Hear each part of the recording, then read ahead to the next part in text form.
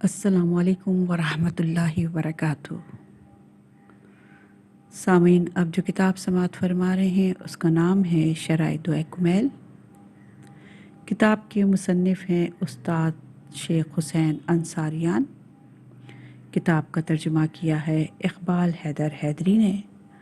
آج ہم آپ کے سامنے اس کی 17ویں ریکارڈنگ پیش کر رہے ہیں صفحہ نمبر 346 سے۔ بسم اللہ الرحمن الرحیم۔ الہی و ربی من لی غیرک اصلہ کشفا ضری و نظر فی امری۔ خدایا پروردگارا، میرے پاس تیرے علاوہ کون ہے جو میرے نقصانات کو دور کر سکے اور میرے معاملات پر توجہ فرما سکے۔ اے میرے معبود، اے میرے پروردگار، میرے لیے تیرے علاوہ فیض و کرم کا چشمہ کون ہے؟ لہٰذا سختیوں اور پریشانیوں کو دور کرنے کے لیے، جسم اور روح کی بیماریوں سے نجات کے لیے، اور دنیا اور آخرت کی زندگی پر لطف اور کرم کرنے کے لیے تیری ہی بارگاہ اقدس میں درخواست کرتا ہوں۔ اے میرے مولا و آقا، کیا کوئی ایسا توانا اور صاحب قدرت ہے جو میری مشکلات کو دور کر سکے اور اپنے لطف و کرم کی بارش کرے، جس کے وجود میں بخل نہ پایا جاتا ہو اور مجھ پر لطف و کرم اور احسان کرنے میں کوئی چیز رکاوٹ نہ بنے؟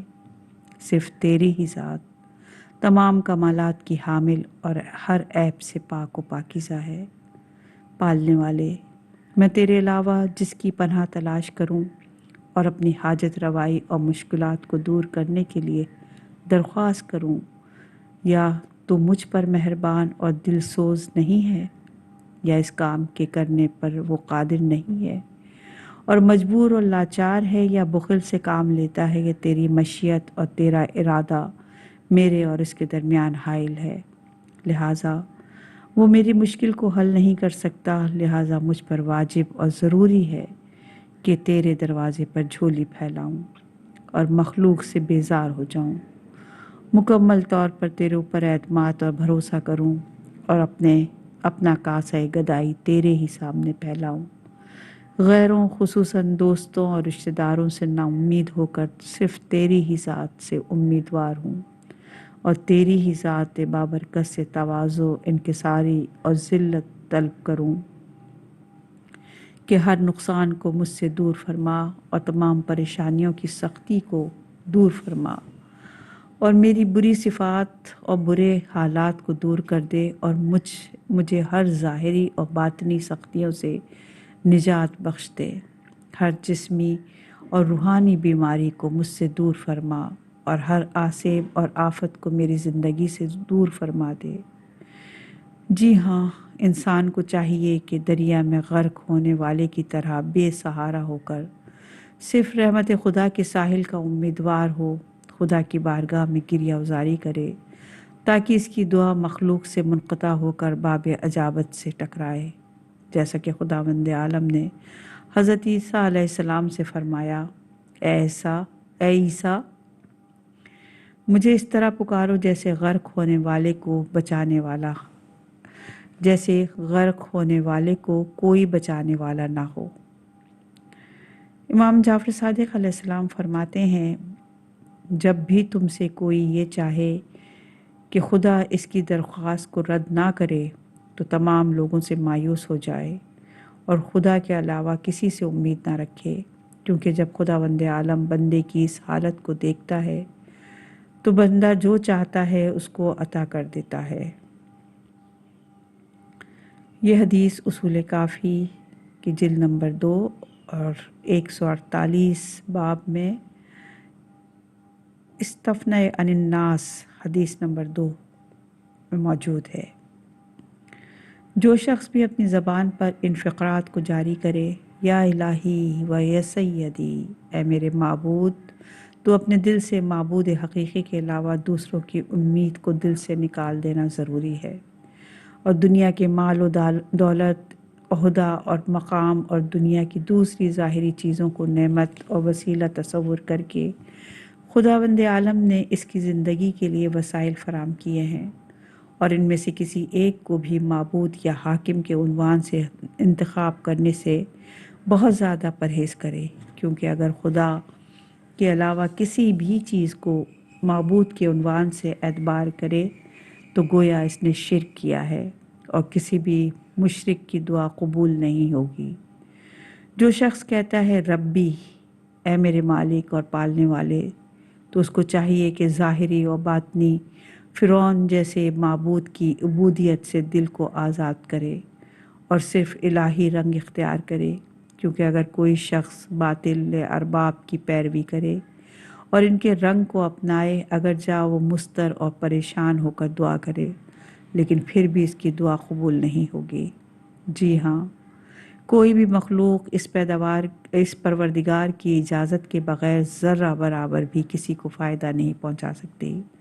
لہٰذا دوسروں سے مایوس ہو کر خدائے رحمان کی رحمت پر امید رکھے، کیونکہ جو شخص اس طرح خدا کی اطاعت کرے گا وہ بلند مقام پر پہنچ جائے گا، اور پھر دنیا اور آخرت میں کسی بھی چیز کی کمی نہ ہوگی۔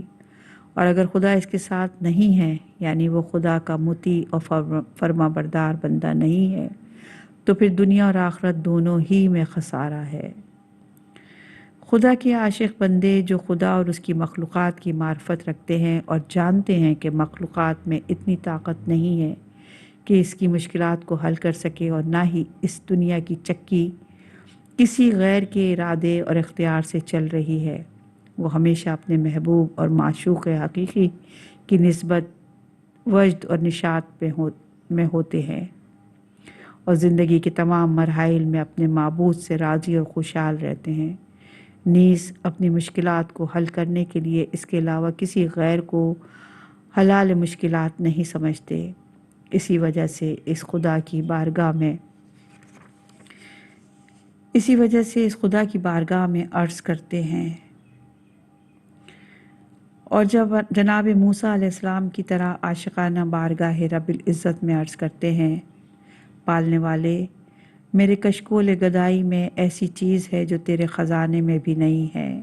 آواز آئی، اے موسیٰ، تمہارے کشکول گدائی میں کیا چیز ہے جو میرے خزانے قدرت میں نہیں ہے؟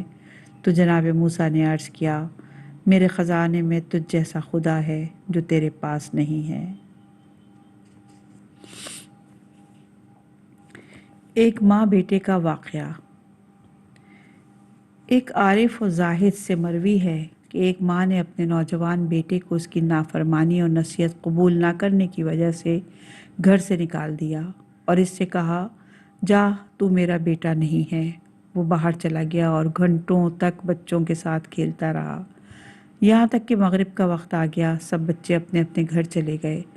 جب اس نے دیکھا کہ سب دوستوں نے اسے تنہا چھوڑ دیا اور کسی نے بھی وفاداری نہیں کی، اپنے گھر پلٹ آیا۔ گھر کا دروازہ بند ملا، دروازہ کھٹکھٹانے لگا اور گریہ زاری کے ساتھ ماں سے کہتا تھا، ماں دروازہ کھول دے، لیکن ماں نے دروازہ نہ کھولا۔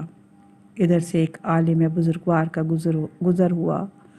اس نوجوان کو اس حالت میں دیکھ کر رحم آیا، دروازہ کھٹکھٹایا اور اس کی ماں سے اس کی شفاعت و سفارش کی تاکہ اس کو گھر میں آنے کی اجازت دے دے۔ چنانچہ اس عالم کی سفارش سن کر اس کی ماں نے کہا، حضور، آپ کی شفاعت کو قبول کرتی ہوں، لیکن شرط یہ ہے کہ آپ مجھے ایک تحریر لکھ کر دیں کہ اگر اس نے دوبارہ میری مخالفت کی اور میری باتوں کو نہ سنا تو اس کو دوبارہ گھر سے نکال دوں گی اور پھر آنے نہ دوں گی، اور پھر مجھے یہ ماں کہنے کا بھی حقدار نہ ہوگا۔ اس عالم نے اسی مضمون کی ایک تحریر کو لکھ کر دی اور آخرکار اس طرح ماں بیٹے دونوں میں صلح ہو گئی۔ چند روز کے بعد اس عالم کا دوبارہ وہاں سے گزر ہوا۔ دیکھا تو وہ نوجوان دوبارہ اسی طریقے سے نالہ و فریاد کر رہا ہے اور کہہ رہا ہے، اے ماں، جو چاہے کر لے، لیکن دروازہ کھول دے اور مجھے اندر بلا لے۔ لیکن ماں نے دروازہ نہ کھولا اور کہا، میں دروازہ نہیں کھولوں گی، تجھے اندر آنے نہیں دوں گی۔ وہ عالم کہتے ہیں کہ میں یہ ماجرا دیکھ کر وہیں کہیں بیٹھ گیا کہ آخرکار دیکھوں کہ ہوتا کیا ہے۔ دیکھا کہ وہ نوجوان روتے روتے زمین پر گر پڑا اور بے ہوش ہو گیا۔ ناگہاں اس کی ماں جو دروازے کی اوٹ سے دیکھ رہی تھی، اس کی ممتا جوش میں آئی، دروازہ کھولا اور اپنے بچے کو آغوش میں اٹھایا، پیار کیا اور کہنے لگی، اے میرے نور نظر، اٹھ جا، आ घर में चलते हैं, मैं तुझे घर आने से जो रोक रही थी कोई दुश्मनी नहीं थी, बल्कि मैं तो ये चाहती थी कि तू गुनाह और मुखालफत से बाज आ जा और मुती व अतात गुजार बन जा। सामीन कराम, अगर गिरिया उजारी के वक्त भी हमें यह एहसास हो कि इसकी दुआ कबूल नहीं हुई है तो हमें नाउम्मीद नहीं होना चाहिए, बल्कि इस नौजवान की तरह मुकर्रर बारगाह खुदाबंदी में गिड़गिड़ाएं ताकि इसकी रहमत को जोश आ जाए, ताकि इसकी मोहब्बत, रहमत और मग़फ़िरत हमारे शामिल हाल हो जाए। खुदावंद आलम की ज़ात अक़दस अगर इंसान के उमूर पर नज़र करें तो चूँकि इसकी रहमत और लुत्फ़ व करम बेइंतहा और अजीम है, तो इंसान के हालात की इस्लाह हो जाती है, इसके दर्द का इलाज हो जाता है और इसका ज़ाहिरी और बातनी फ़ख्र ख़त्म हो जाता है। कारगर नज़र महमूद गज़नवी, जिसने एक मुख्तसर मुद्दत तक हुकूमत की है, इसकी ज़िंदगी के बारे में मिलता है कि एक रोज़ दरिया के किनारे से उसका गुज़र हुआ। देखा कि एक नौजवान रंजीदा खातिर हुज़्न व मलाल के साथ दरिया में जाल डाले हुए बैठा है। बादशाह ने इसकी परेशानी मालूम की तो इसने जवाब दिया, मैं क्यों रंजीदा खातिर और परेशान ना हूँ। मैं और मेरे 7 भाई यतीम हैं। हमारी माँ बहुत बूढ़ी है। बाप के मरने के बाद घर का सारा खर्च मैं ही चलाता हूँ। अपने खर्च के लिए हर रोज़ दरिया से मछली पकड़ने के लिए आता हूँ। कभी एक मछली का शिकार करता हूँ और कभी 2 मछलियाँ जाल में फंसती हैं, जिससे बामुश्किल इस यतीम घर का खर्चा चलता है। महमूद गज़नवी ने कहा, क्या तुम मुझे भी अपने शिकार में शरीक कर सकते हो? वो जवान राज़ी हो गया। बादशाह ने कहा, अपने शरीक के नाम से जाल दरिया में डालो और बाहर निकालो। चुनाचे इस जवान ने थोड़ी देर बाद जाल को खींचा ना शुरू किया तो इसको नहीं खींच सका। बादशाह के हमरा अफराद ने इसकी मदद की और जाल बाहर निकाला तो देखा इसमें बहुत सी मछलियाँ थीं। बादशाह वापस आ गया। दूसरे रोज़ इस शरीक को दरबार में बुला भेजा और जब वो महमूद गज़नवी के दरबार में पहुंचा तो बादशाह ने इसको अपने पास बिठाया, इसकी अहवाल पुरसी की और इसकी दिलजोई की। लेकिन ये देखकर दरबारियों ने कहना शुरू किया, बादशाह सलामत, ये गरीब और नादार इंसान है, इसको शाही मसनद पर नहीं बिठाना चाहिए। ये सुनकर बादशाह ने कहा, कुछ भी हो, है तो हमारा शरीक, लिहाजा जो भी हमारे पास है इससे ये भी फ़ायदा उठा सकता है। जी हाँ, अगर एक 4 दिन वाला गैर हकीकी बादशाह एक लाचार इंसान को इस तरह से रुश्द तरक्की की मंजिल तक पहुंचा सकता है और इसकी परेशानी को ख़त्म कर सकता है, तो बादशाह हकीकी और मालिकुल मुल्क, जिसके कमालात व सिफ़ात बेनहायत हैं, इसके लुत्फ़ व करम का ख़जाना बेनहायत है, अगर कोई इसकी बारगाह में अपनी परेशानियों और मादी और मानवी ज़रूरतों को पेश करेगा तो क्या खुदावंद आलम इसकी मुराद पूरी नहीं करेगा? खुदावंद आलम की नज़र रहमत ऐसी नज़र है जिसने हज़रत नूह और उसके हमरा मोमिनीन को इस अजीम तूफ़ान से निजात दी। जनाब मूसा अलैहिस्सलाम के हाथ में खुश्क असा को अजदहा बनाकर फ़िरौन की हैबत को ख़त्म कर दिया। बनी इसराइल को मौजें मारते हुए समंदर से साहिल निजात तक पहुंचा देता है। हज़रत अय्यूब अलैहिस्सलाम को मुसीबतों के पहाड़ों से निजात अता की और जनाब यूसुफ़ अलैहिस्सलाम को अंधेरे कुएं से निकाल कर बादशाह मिस्र बना दिया। हातिम असम की हैरत कुन दास्तान। हातिम असम अपने ज़माने के एक मशहूर आबिद व ज़ाहिद थे। अपने इल्मी और रूहानी मकाम के बाद भी घरेलू खर्च के लिए परेशानी उठाते थे, लेकिन खुदावंद आलम पर इंतहा तवक्कुल और भरोसा रखते थे।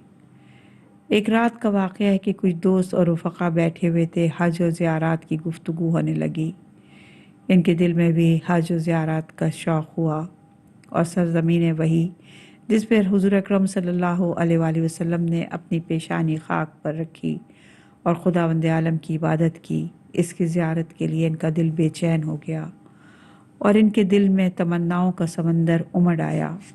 घर में आए तो अपनी ज़ौजा और बच्चों से कहने लगे, अगर तुम लोग राज़ी हो تو میں خانہ محبوب یعنی خانہ کعبہ کی زیارت کے لیے چلا جاؤں اور وہاں پر تم لوگوں کے لیے بھی دعا کروں۔ یہ سن کر ان کی زوجہ بولی، اس حالت میں جب کہ تنگ دستی ہے میں زندگی بسر کر رہے ہیں، آپ کس طرح حج کے لیے جا رہے ہیں؟ حج تو مالدار لوگوں پر واجب ہے۔ اسی طرح ان کے صاحبزادے نے بھی اپنی ماں کی باتوں کی تائید کی، لیکن ان کی چھوٹی لڑکی نے کہا، کیا پریشانی ہے کہ اگر ہم اپنے باپ کو سفر حج کی اجازت دے دیں؟ جانے دیجیے، ہمارا رزق کا ذمہ تو خدا ہے، باپ فقط اس میں وسیلہ ہے۔ خداوند عالم ہماری روزی کسی دوسرے طریقے سے پہنچا سکتا ہے۔ اس ہوشیار بچی کی یہ بات سن کر سب لوگ حقیقت کی طرف متوجہ ہوئے اور ان کو خانہ کعبہ کی یعنی حج کی اجازت دے دی اور کہا، ہمارے لیے بھی خانہ خدا میں دعا کرنا۔ حاتم صاحب بہت خوش ہوئے اور انہوں نے سفر کی تیاری شروع کر دی اور کاروان حج کے ساتھ روانہ حج ہو گئے۔ جب پڑوسیوں کو یہ معلوم ہوا کہ حاتم صاحب حج کے لیے چلے گئے ہیں تو اس لڑکی کے پاس آ کر اس کی ملامت کرنے لگے کہ کیوں تم نے اپنے باپ کو حج کی اجازت دے دی جبکہ تمہاری حالت اچھی نہیں ہے اور پھر اس سفر میں کئی مہینے لگ جاتے ہیں، اب تم ہی بتاؤ تمہارا خرچ کس طرح چلے گا؟ ان کی بیوی نے بھی اس بچی سے کہا، اگر تو چپ رہتی تو ہم ان کو حج کی اجازت نہ دیتے۔ بچی بہت زیادہ رنجیدہ خاطر ہوئی اور غم و اندھوں کی وجہ سے اس کی معصوم آنکھوں سے آنسو جاری ہو گئے اور اس نے دست دعا بلند کر دیے اور کہا، پالنے والے، یہ لوگ تیرے احسان و کرم کے عادی ہو گئے ہیں اور ہمیشہ تیری نعمتوں سے بہرہ مند ہوتے ہیں، ان کو شرمندہ نہ کر اور مجھے بھی ان کے سامنے شرمندہ نہ کر۔ سب لوگ تعجب کر رہے تھے کہ ان کے لیے کھانے پینے کا سامان کون لائے گا۔ اچانک حاکم شہر جو شکار کر کے واپس لوٹ رہا تھا اور پیاس سے برا حال تھا، اس نے پانی کی تلاش میں اپنے خادموں کو بھیجا تاکہ اس کے لیے پانی کی کوئی سبیل کریں۔ چنانچہ وہ لوگ حاتم کے دروازے پر آئے اور دروازہ کھٹکھٹایا۔ حاتم کی زوجہ دروازے پر آ کر کہتی ہے کہ تم لوگ کون ہو اور کیا کام ہے؟ انہوں نے کہا، تمہارا دروازے پر حاکم آیا ہے اور پیاسا ہے، پانی پینا چاہتا ہے۔ زوجہ نے تعجب سے آسمان کی طرف دیکھ کر کہا، پالنے والے، کل ہم لوگ بھوکے ہی سو گئے تھے اور آج ہمارے دروازے پر حاکم پانی مانگ رہا ہے۔ اس کے بعد مٹی کے کٹورے میں پانی بھر کر اس کو پیش کیا اور کہا، معاف کرنا، ہمارے پاس مٹی کے ہی برتن ہیں۔ امیر نے اپنے ساتھیوں سے کہا، یہ کس کا گھر ہے؟ کہا، حاتم اعصم کا، جو بہت ہی زیادہ عابد و زاہد انسان ہیں اور اس وقت حج کے لیے گئے ہوئے ہیں۔ ادھر ان کے بال بچے پریشانی کے زندگی بسر کر رہے ہیں۔ حاکم نے کہا، ہم نے ان سے پانی مانگ کر ان کو زحمت میں ڈال دیا ہے، یہ ہماری شان کے خلاف ہے کہ ایسے غریب لوگوں کو زحمت میں ڈالیں۔ یہ کہہ کر اس نے اپنا سونے کا کمر بند پٹکا نکالا اور ان کے مکان کی طرف ڈال دیا اور اپنے ساتھیوں سے کہا، جو بھی مجھے چاہتا ہے اپنے کمر بند کو یہاں ڈال دے۔ چنانچہ یہ سن کر سب نے اپنا اپنا کمر بند ڈال کر ان کے حوالے کر دیا اور واپس لوٹتے وقت حاکم نے ان سے کہا، خدا رحمت کرے تم لوگوں پر، میں ابھی وزیر کو بھیجتا ہوں تاکہ ان کمر بندوں کی قیمت لگا کر تمہیں دے دے اور یہ کمر بند لے جائے۔ کچھ ہی دیر بعد وزیر آیا اور ان کی قیمت ادا کر کے کمر بندوں کو لے گیا۔ جیسے ہی اس لڑکی نے اس ماجرے کو دیکھا، اس کی آنکھوں سے آنسو نکل پڑے۔ لڑکی کو روتا دیکھ کر سب کہنے لگے، روتی کیوں ہو؟ یہ تو خوشی کا موقع ہے کیونکہ خداوند عالم نے تم پر اپنا لطف و کرم کیا اور ہماری بھی آنکھیں کھول دی ہیں۔ یہ سن کر وہ لڑکی بولی، میں تو اس وجہ سے رو رہی ہوں کہ کل رات ہم لوگ بھوکے سوئے تھے اور آج مخلوق خدا نے ہم پر ایک نظر کرم کیا ہے اور ہمیں بے نیاز کر دیا، لہٰذا اگر خداوند مہربان کسی پر ایک نظر کرے تو اس کی نظر کیا کرے گی؟ اس کے بعد اس لڑکی نے اس طرح اپنے باپ کے لیے دعا کی، پالنے والے، جیسا تو نے ہمارے ساتھ احسان کیا اور ہماری مشکل کو آسان فرمایا ہے، ہمارے باپ کو بھی مشکلوں سے نجات دے دے اور ان کے سفر کو آسان فرما دے۔ ادھر حاتم اعصم اپنے قافلے کے ساتھ سفر کر رہے تھے، نہ سواری تھی اور نہ زیادہ خرچ، لیکن جو لوگ ان کو پہچانتے تھے راستے میں ان کی مدد کیا کرتے تھے۔ एक रात अचानक अमीर कारवां के बहुत शदीद दर्द उठा। कारवां के मौजूद तबीब ने इसको लाइलाज कह दिया। इस मौके पर रईस काफ़िला ने कहा, क्या कोई हमारे काफ़िले में ऐसा शख्स है जिसकी दुआ असर कर जाए? लोगों ने बताया कि हाँ, हातिम असम मौजूद हैं। अमीर कारवा ने कहा, जल्द इसको मेरे पास बुलाओ, शायद इसकी दुआ कुछ असर कर जाए। ये सुनकर इसके साथी दौड़े दौड़े हातिम के पास आए और उनको लेकर अमीर के पास पहुँचे। हातिम ने सवाल किया। अमीर कारवां के सिराने खड़े होकर इनकी शिफा के लिए दुआ की और इनकी दुआ की बरकत से अमीर को शिफा मिल गई। जिसके बाद अमीर कारवां ने इनको बहुत नवाजा और कहा, इनको एक सवारी दी जाए और इनके आने जाने का तमाम खर्चा हमारे ज़िम्मे है।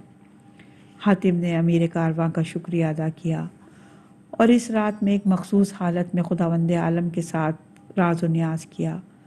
जब बिस्तर पर सोए तो आलम ख्वाब में देखा कि कोई कह रहा है हातिम, जो शख्स अपने कामों को हमारे ऊपर छोड़ देता है और हम पर भरोसा करता है, हम भी इसको तनहा नहीं छोड़ते और इस पर अपना लुत्फ़ व करम की बारिश कर देते हैं। ए हातिम, तुम अपने अहल व अयाल की तरफ से फ़िक्रमंद ना रहना, हमने इन पर भी अपना ख़ास लुत्फ़ व करम किया। हातिम जैसे ही ख्वाब से बेदार हुए, खुदावंद आलम का शुक्र अदा किया और खुदावंद आलम के इस लुत्फ़ व करम से हैरत ज़दा हो गए। जिस वक्त वो सफ़र से लौटे, इनके अहल व अयाल इनके इस्तक़बाल के लिए आए और सब लोग खुश व खुर्रम थे, लेकिन हातिम सबसे ज़्यादा अपनी बेटी से प्यार कर रहे थे। इसको आगोश में लेते हैं, चूमते हैं और कहते हैं, ऐसा हो सकता है कि ज़ाहिरन छोटे बच्चे हों लेकिन अंदर से बहुत बुज़ुर्ग अफराद हों। खुदा उम्र के लिहाज से अपने बंदों पर नज़र नहीं करता, बल्कि इनकी मार्फत के लिहाज से नज़र रहमत करता है। लिहाजा खुदावंद आलम की मार्फत और इस पर एतमाद रखना चाहिए, क्योंकि जो शख्स भी इस पर तवक्कुल और भरोसा करता है, वो इसको तन्हा नहीं छोड़ता। ये रिवायत अनीसुल लैल सफ़ा नंबर 292 पर मौजूद है।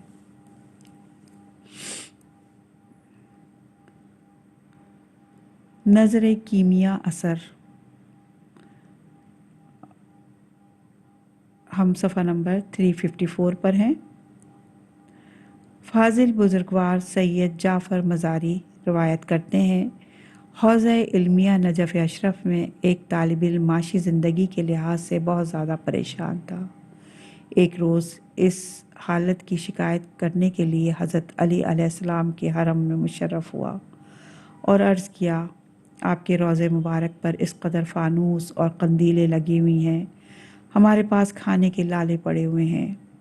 रात हुई तो हज़रत अमीरुल मोमिनीन अलैहिस्सलाम को ख्वाब में देखा कि आप फरमा रहे हैं, अगर नजफ़ में मेरे पड़ोसी बने रहना चाहते हो तो यही तलबगी यानी नान और नमक है।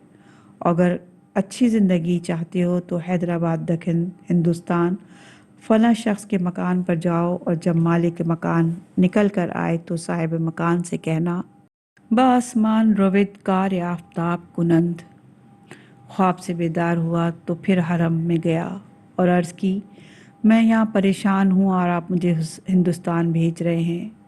दूसरी रात फिर हज़रत अली अलैहिस्सलाम को ख्वाब में देखा और कहा, बात वही है जो हमने कही है, अगर हमारे पड़ोस में इसी तरह ज़िंदगी नहीं गुजार सकते तो हिंदुस्तान जाओ और फ़ला राजा को तलाश करके इससे कहो, बासमान रविद कार आफ्ताब कुनंद।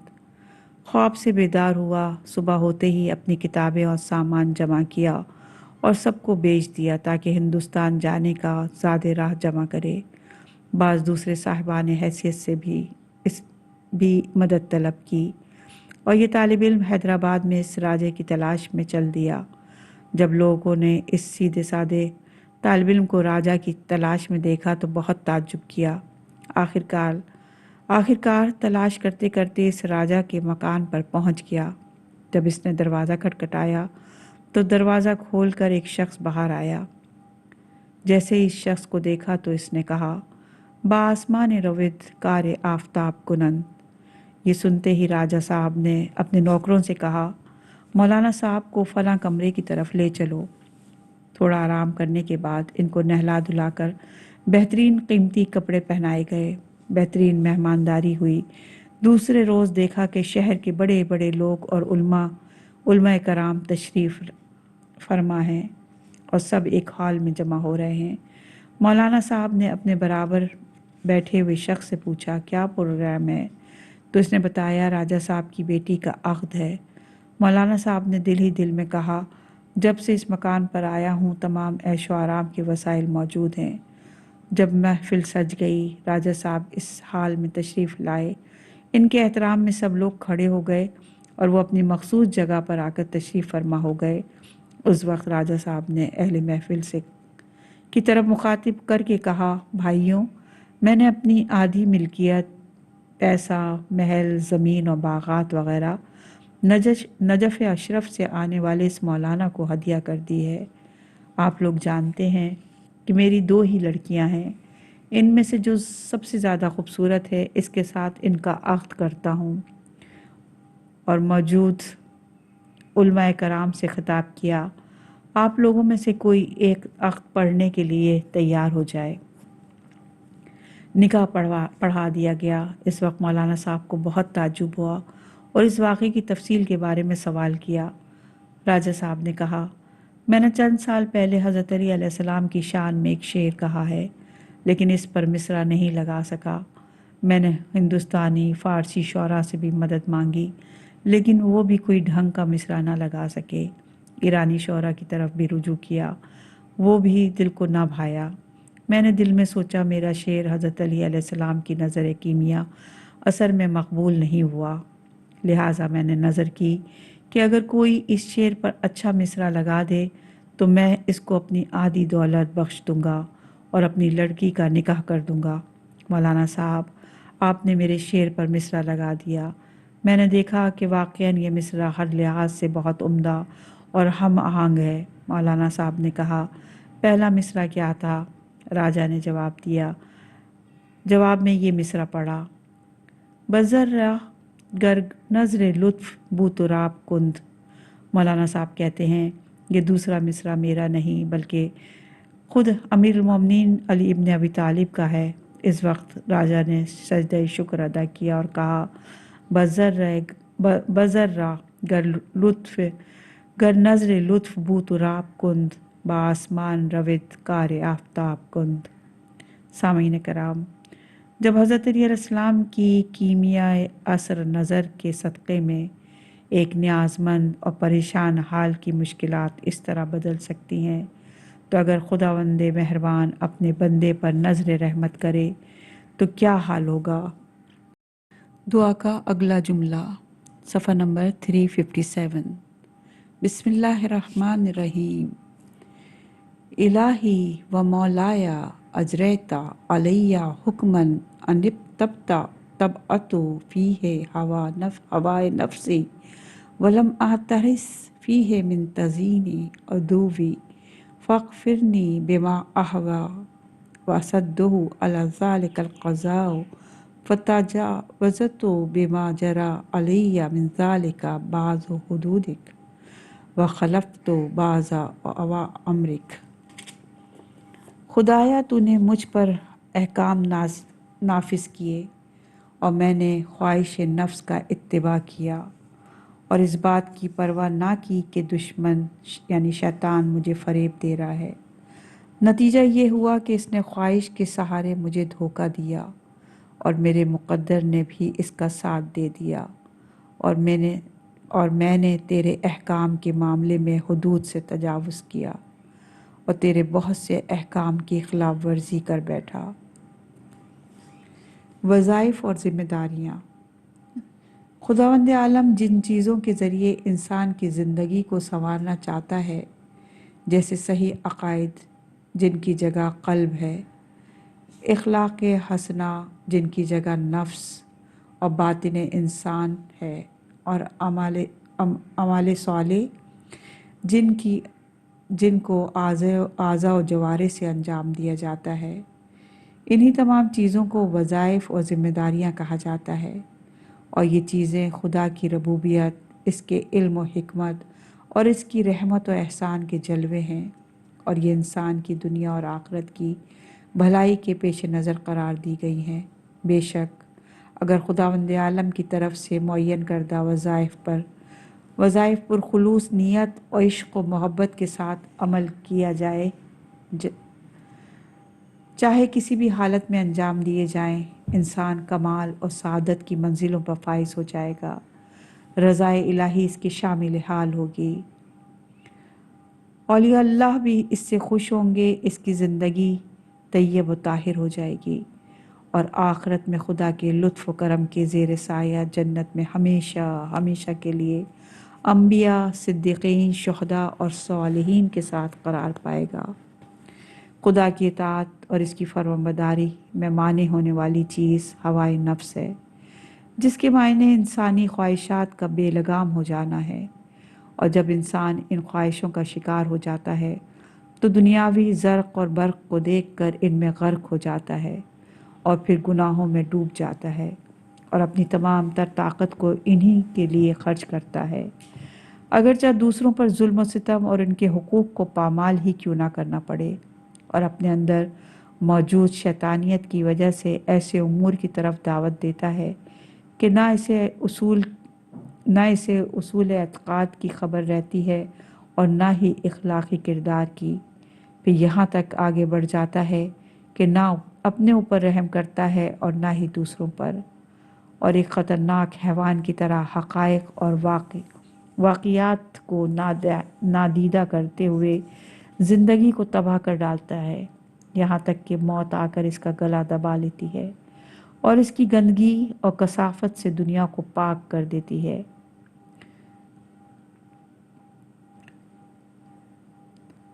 حضور اکرم صلی اللہ علیہ وآلہ وسلم نے ایک بہت اہم روایت کے ضمن میں فرمایا، خبردار، تمہارا سب سے بڑا دشمن تمہارے دو پہلوؤں کے درمیان موجود مادی نفس ہے۔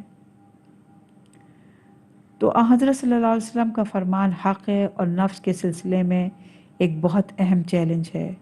جی ہاں، نفس امارہ، اور جس چیز کو قرآن کریم کی زبان میں ہوائے نفس سے تعبیر کیا گیا ہے، اور یہ انسان کا سب سے خطرناک دشمن ہے، کیونکہ انسان اسی ہوائے نفس کی بنا پر اپنی دنیا اور آخرت کو تباہ کر ڈالتا ہے، اور یہی ہوائے نفس ہوتی ہے جو انسان کو تمام برائیوں میں غرق کر دیتی ہے اور ہر نیکی سے روک دیتی ہے۔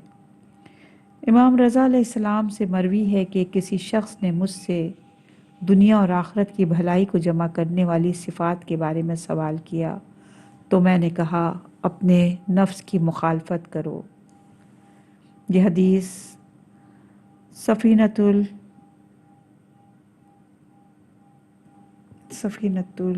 صحیح نہیں نظر آ رہا، کچھ